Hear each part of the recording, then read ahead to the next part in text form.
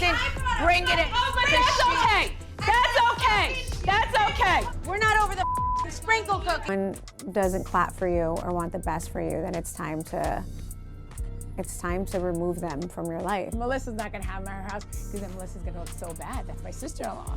Teresa's gonna regret what happened? Of course. Come on. I mean, she could say whatever. I have no control. You know, there's no control over casting at all on this show for any of us. So, caused a little tension. Instead of hearing the nonsense, and so it could have been so different. Melissa, do you and Joe have a relationship with Kathy and Rosie at all? No. You don't? Oh my gosh! I have some piping hot tea to spill about the Real Housewives of New Jersey. Grab your favorite snack and settle in because this drama is juicier than a ripe peach on a summer day.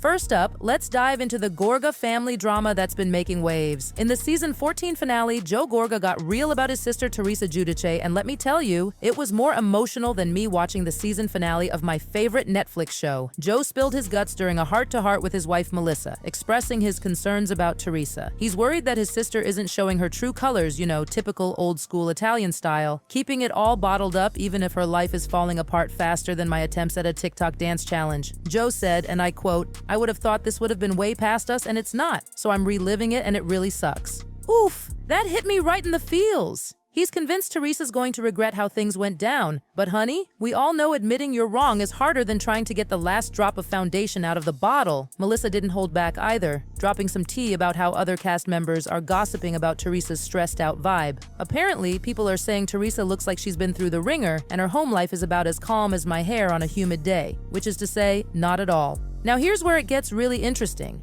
Joe admitted he's over the drama and just wants peace. I mean, same, Joe. Sometimes I just want to put on my comfiest sweats, grab a pint of ice cream, and forget about all the drama too. Melissa echoed his frustrations, making it clear she's done bending over backward to keep the peace. Girl, I feel you. Sometimes you gotta know when to let go and focus on your own happiness. Word on the street is that Joe and Melissa's patience is wearing thinner than the excuses I make for not going to the gym. They might be ready to cut ties completely if things don't change. And honestly, I don't blame them one bit. But wait, there's more. Kim DePaola just dropped a bombshell about why Richie, Wakile, and Joe Gorga can't stand each other. It's like a Real Housewives version of Romeo and Juliet, minus the romance and plus a whole lot of shade. Apparently, after the Wakiles were kicked off RHONJ, Joe and Melissa didn't even bother to stay in touch. Kim D was like, seriously, who does that? She hinted that Joe and Melissa could have at least shown some class by keeping the lines open. I mean, ghosting your friends is so last season, right? The tea is that this cold shoulder treatment is a major reason why Richie is bitter than a green juice cleanse. When Joe and Richie recently crossed paths, it was about as warm and fuzzy as a cactus. Joe claims Richie was downright rude, still holding a grudge over being booted from the show. But honey, there might be more to this story than meets the eye. Kim D teased that Richie's recent remark, "It's Mr. Wakile to you," was actually pretty tame compared to what he really thinks. Ooh, the suspense is killing me faster than my willpower during a sale. Now let's switch gears and talk about the drama brewing with Rachel Fuda and Danielle Cabral. These two went from feuding in season 13 to being besties faster than I changed my mind about what to wear on a night out. But guess what? Fans are not having it. People are calling them flea market housewives and even saying they're the Temu cast of New Jersey housewives. Ouch! That's colder than the AC in my office. It seems like some fans are just not buying into their BFF act and are still holding a grudge from last season.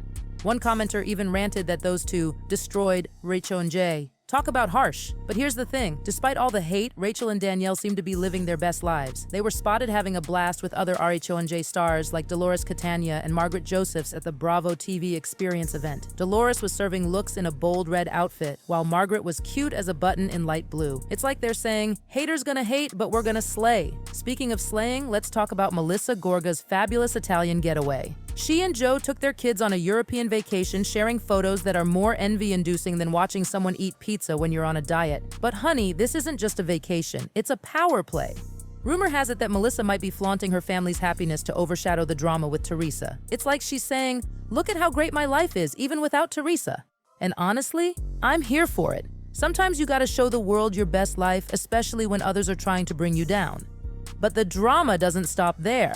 RHONJ co-stars Margaret Josephs and Rachel Fuda were gushing over Melissa's photos, adding more fuel to the fire. Their praise seems to be stirring up more tension with Teresa, keeping this feud hotter than my flat iron on max setting. Now, let's spill some tea about the future of RHONJ. Brace yourselves, besties, because this is wilder than my hair on a windy day. Rumors are swirling that season 15 might be delayed until 2025. I know, right? That's longer than it takes me to decide what to watch on Netflix. Apparently, Bravo is struggling to piece together a cast that won't just cause more drama and low ratings. It's like trying to make a perfect cocktail. You need just the right mix of ingredients. Andy Cohen, the executive producer, is keeping all options open. He's even hinted at bringing in a whole new cast, but then backtracked faster than me when I see my ex at the grocery store. The show needs a major shakeup to survive, and honestly, I'm both scared and excited to see what happens next. It's like waiting for the next season of your favorite show. The anticipation is killing me. So, what do you think, besties? Is Teresa really struggling as much as Joe and Melissa say? Will Richie and Joe ever bury the hatchet? And what about Rachel and Danielle? Are they genuine friends or just putting on a show for the cameras? Drop your thoughts in the comments below, and let's not forget about Melissa's fabulous vacation. Do you think she's really trying to show up Teresa, or is she just living her best life? I mean, if I had the chance to jet off to Italy, you bet I'd be posting every gelato and pizza slice on my Instagram. As for the future of RHONJ, what changes do you want to see? Should they bring in a whole new cast or try to salvage the current relationships? Personally, I'm hoping for a mix of both. Keep some of our faves, but inject some fresh drama too. Remember, in the world of Real Housewives, today's enemy could be tomorrow's bestie, and alliances change faster than I change my mind about what to order for takeout. So stay tuned, keep the popcorn ready, and don't forget to hit that subscribe button for more juicy updates. Until next time, this is your girl reminding you that in the game of Housewives, you either win or you become a meme. Stay fabulous, stay gossipy, and remember, the truth is always juicier than fiction. You are watching Hot Gossip. Goodbye.